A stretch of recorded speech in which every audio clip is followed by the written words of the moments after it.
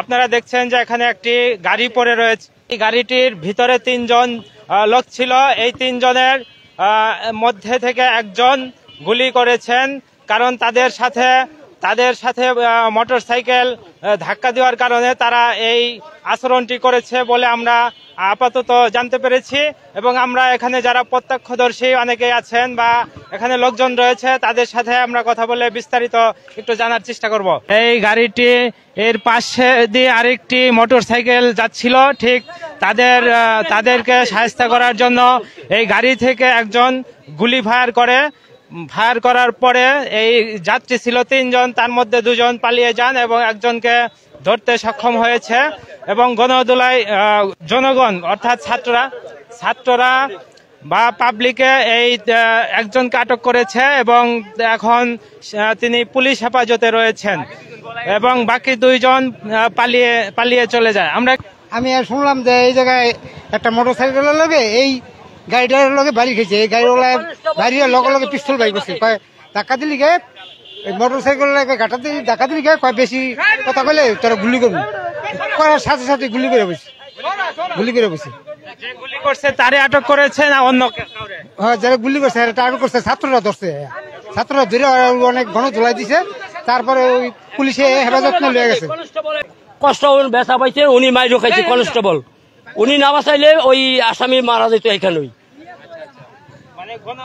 গণধোলাই থেকে বাঁচাইছে এক কনস্টেবল পুলিশে, ওনারা না থাকলে উনি ভাজ্য মৃত্যু হইতো। এই অতি প্রথম রামপাল কলেজে এরকম নেকজনক একটা দুর্ঘটনা ঘটলো। এই প্রথম আমাকে লাইভে আমাকে বাড়ির সামনে কলেজ, আমাকে এলাকার পোলা পাইন অমুক সবাই খেলাধুলা করে, কিন্তু এরকম একটা নেকজনক ঘটনা এই রামপাল কলেজে প্রথম।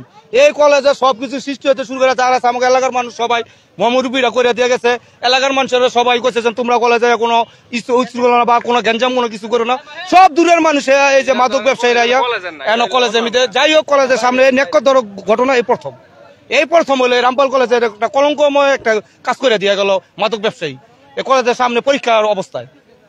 আমরা এটা সুস্থ তদন্ত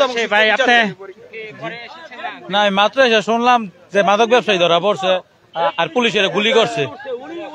মাত্র এসে দেখলাম না, পুলিশের উপর গুলি করছে ওই মাদক ব্যবসায়ীরা।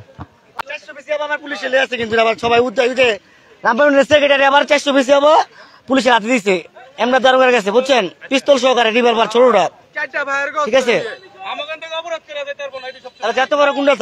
কলেজের পাশেই গর্তের মধ্যে এই মাইক্রোবাসটি রয়েছে এবং এখানে ইয়াবাও নাকি এই গাড়ি থেকে উদ্ধার করেছে 500 পিস।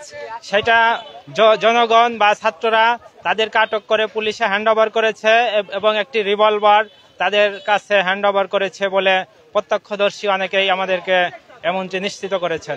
পিকআপ ভ্যানে করে চিকিৎসার জন্য পুলিশকে নিয়ে যাওয়া হচ্ছে। তো যারা আটক করেছে আমরা ইতিমধ্যেই জানতে পেরেছি, সে হচ্ছে দীপুরে আটক করেছে আমরা জানতে পারলাম। তার নামটা হচ্ছে দীপু।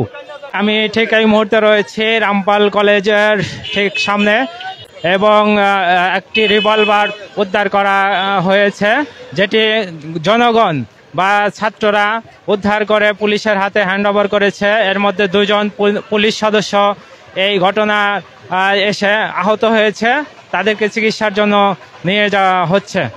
তো আপনারা দেখছেন যে রামপাল কলেজের সামনে এই ঘটনাটি এবং আপনাদেরকে ইতিপূর্বেই দেখালাম যে 3 জন যারা ছিলেন তাদের মাইক্রোবাসটি খাদে পড়ে আছে এবং একটি রিভলভার এখান থেকে উদ্ধার করেছে জনগণ এবং ছাত্ররা সেটা পুলিশের হাতে হ্যান্ডওভার করেছে বলে আমরা যেমনটা নিশ্চিত হয়েছে। আর একজনকে যাকে আটক করেছে সে হচ্ছে দীপু, আটক করেছে বা গণধোলাইয়ের পরে পুলিশে হ্যান্ডওভার করেছে ছাত্ররা।